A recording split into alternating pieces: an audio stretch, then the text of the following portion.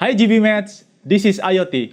Ini obrolan teknologi. Balik lagi bareng gue Joe. Di episode ketiga ini, gue akan bahas tentang Enterprise Network. Network atau jaringan yang biasa kita analogikan sebagai skybridge yang menghubungkan antara bangunan atau gedung. Kalau skybridge-nya rusak, kita nggak ada akses untuk berpindah gedung. Sama halnya dengan network, kalau sudah rusak atau ada gangguan, komunikasi di dalam data center nggak bisa saling terhubung. Automatically, service yang facing ke customer akan down. Without further ado, let's jump to the video.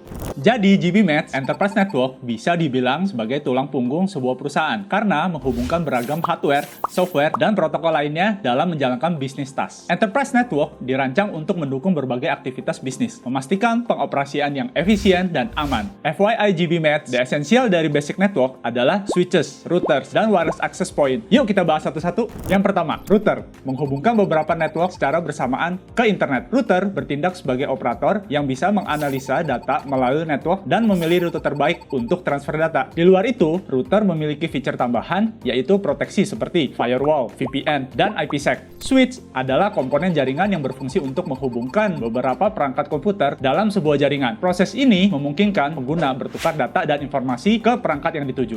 Access point. Access point memungkinkan device terhubung ke wireless network tanpa kabel. Access point ini bertindak sebagai amplifier untuk network. Jadi, access point dapat memperluas jangkauan dari sebuah router sehingga device bisa mengakses network walaupun jaraknya jauh. Nah, sekarang kita akan bahas tentang tipe enterprise network yang terbagi menjadi dua nih GB Mates. Yang pertama, LAN, Local Area Network. Didesain untuk wilayah yang kecil seperti kantor atau kampus. LAN memfasilitasi pertukaran data dengan kecepatan tinggi, resource sharing, dan network communication di dalam area tertentu.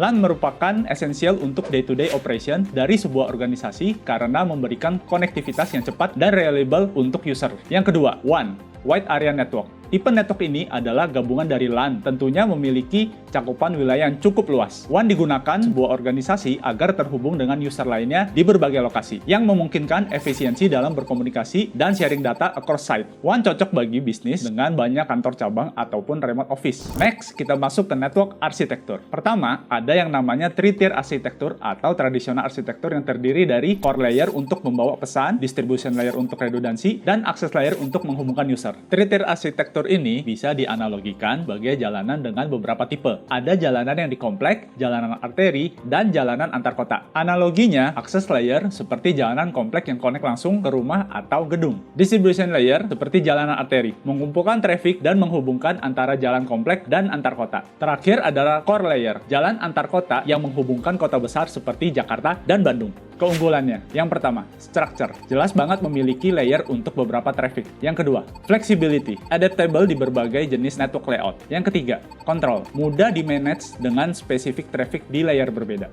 Kelemahannya pada complexity dan latency. Lebih banyak proses dan potensi untuk delay pada data flow. Sedangkan, the spine leaf arsitektur terdiri dari dua layer, spine dan leaf. Spine layer terdiri dari switch yang melakukan routing dan berfungsi sebagai tulang punggung. The leaf layer terdiri dari beberapa switch yang terhubung ke end device seperti server atau storage. Bisa dianalogikan spine leaf seperti sistem kereta api. Leaf switch adalah stasiun kecil yang hanya memiliki dua jalur seperti stasiun Sudirman. Sedangkan spine switch adalah stasiun pusat seperti stasiun Manggarai yang memiliki 12 jalur. Kelebihannya, yang pertama, efisiensi, cepat dan waktu data flow predicted karena minimal stop. Yang kedua, scalability, mudah untuk ditambahkan switch atau connection baru. Yang ketiga, redundancy, ada lebih dari satu opsi jalur untuk data travel. Sedangkan kekurangannya, complexity, ada banyak cabling yang dibutuhkan untuk arsitektur ini. Move on to media yang biasa digunakan untuk network protokol dalam berkomunikasi antar device. Yang pertama, Ethernet, banyak digunakan untuk menghubungkan komputer, printer, ataupun switch yang berada di gedung yang sama atau lokasi yang berdekatan. Ethernet sangat scalable dan fleksibel sehingga cocok di banyak aplikasi. Berikutnya, InfiniBand, multi-purpose network teknologi yang utamanya digunakan pada data center dan high performance computing atau HPC environment. InfiniBand bisa mengutilize bandwidth tanpa menghambat kerja CPU. Hal ini menjadikannya penting dan cocok untuk AI development. Yang terakhir, fiber channel, utamanya digunakan untuk storage area network atau SAN pada data center untuk high speed network connection antara server dan storage.